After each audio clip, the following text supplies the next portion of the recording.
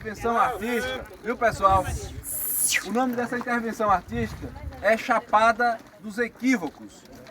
E o que equívoco nos lembra? Engano. Traição. Tomada de decisão inadequada, né? Desapontamento, né? Desapontamento. Fake news. Né? Mentira. O Antônio Vicente Mendes Maciel, ele peregrina por quase 20 anos nesse sertão e chega às margens do rio Vaza Barris em junho de 1893. Durante esses 20 anos de peregrinação, de quase 20 anos de peregrinação, ele foi acusado de assassinato, de ter matado a mãe, a esposa, foi preso, foi chicoteado, teve seus cabelos cortados, foi levado para Salvador, Fortaleza, Quixeramobim, e lá descobrem que a mãe dele faleceu quando ele tinha apenas 4 anos de idade. E que a esposa, a Brasilina, que havia fugido com Furiel, ainda vivia nas ruas por aí, de Sobral. O que acontece? Durante a peregrinação do conselheiro, ele foi acusado também de herege. Um homem que pregava o evangelho autêntico, mobilizando o povo, dizendo que Deus nos chamou à liberdade, né? E dizendo que não era bom, não era agradável a Deus a forma como os homens e mulheres estavam sendo escravizados. E o conselheiro é também um abolicionista. E o conselheiro chega nesse lugar, se estabelece, e muitos equívocos vão surgindo a partir da figura do conselheiro, da chegada dele até aqui. Em 1894 ele inicia a construção de uma nova igreja. Canudos, o Belo Monte de Antônio Conselheiro, atraía multidões, porque todos queriam ter o direito à terra. A terra é de todos, a terra é de ninguém. Todos queriam ter o direito à moradia, à escola, à educação, à segurança. E no Belo Monte se constituía todos esses direitos. Havia casa, havia terra, havia escola e havia segurança. Todos partilhavam dos ideais, mas existia dentro desse arraial uma diversidade.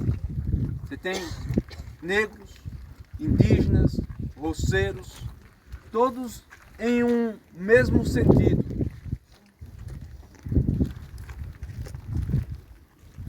A cultura afro-indígena estava presente. O Lundum estava lá. E aí você tem, em 1896, para cobrir essa igreja, o conselheiro compra uma madeira em Juazeiro, paga essa madeira, mas a madeira não entrega. E aí nós temos um pretexto que se criou, dizendo, olha, a guerra foi por causa da madeira. Coisa nenhuma, né? Você tem o dono da madeireira, que era amigo do juiz Arlindo Leão, antigo inimigo, desafeto de Antônio Conselheiro. Você tem esse juiz sendo amigo do José Gonçalves, ex-governador do estado da Bahia, amigo do barão de Jeremoabo, ao qual as terras em que se constituiu o Belo Monte, em parte, pertenciam à sua sobrinha e a ele. Um homem que tinha 61 fazendas, 59 na Bahia e 2 em Sergipe. Um latifundiário.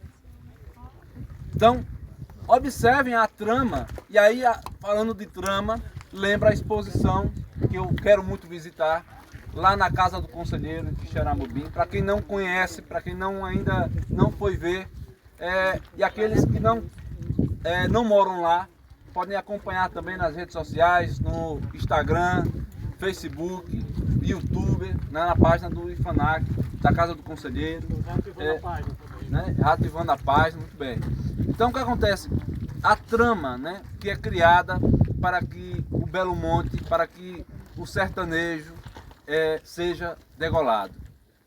E aí, no dia 5 de outubro, nós temos esse desfecho desse conflito se dando aqui, nesse cenário.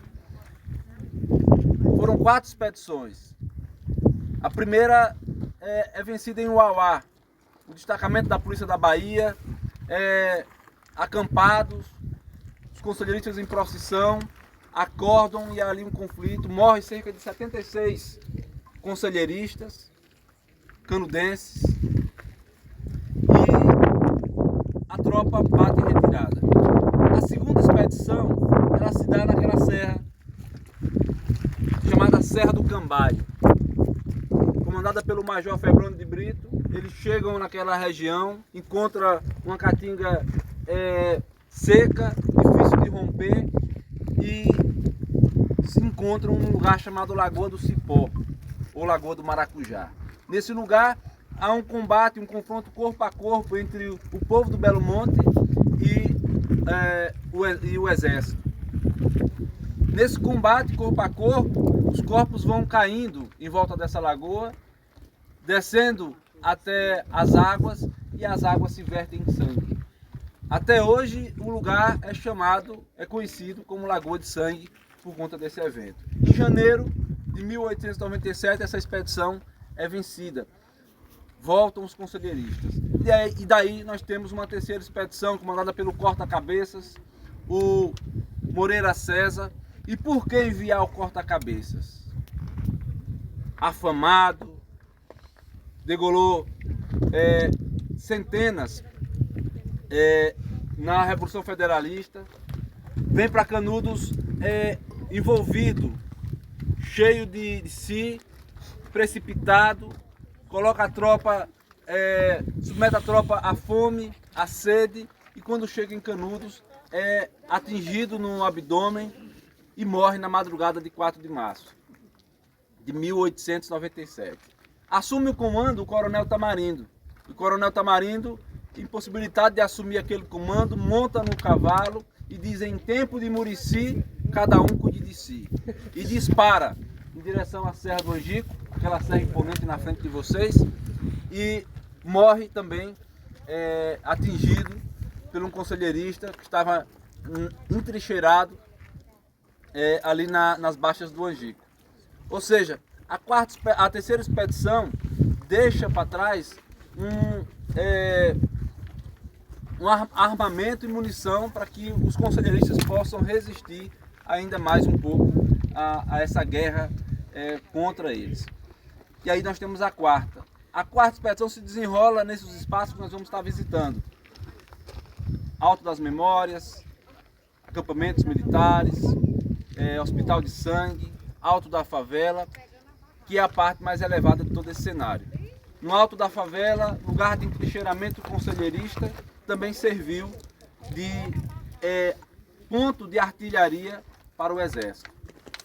Nós vamos estar visitando esses espaços, narrando um pouco esses lugares, e se vocês tiverem alguma dúvida, podem estar chamando, tá certo? Então é isso, vamos fazer 2 fotos. Assim, a gente vê essa vegetação, ela é muito esparsa, muito rala, baixa, né? Assim, existe estudo falando da época se era da mesma forma que é hoje. Porque assim, o conselheiro mandava buscar madeira lá em Juazeiro, não tinha por aqui por perto, porque daqui para lá é longe, né? Muito longe. A madeira que nós temos aqui mais alta, né? Seria a craibeira, né?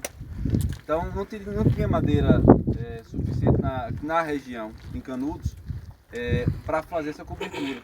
E aí estudos apontam que a nossa caatinga, né?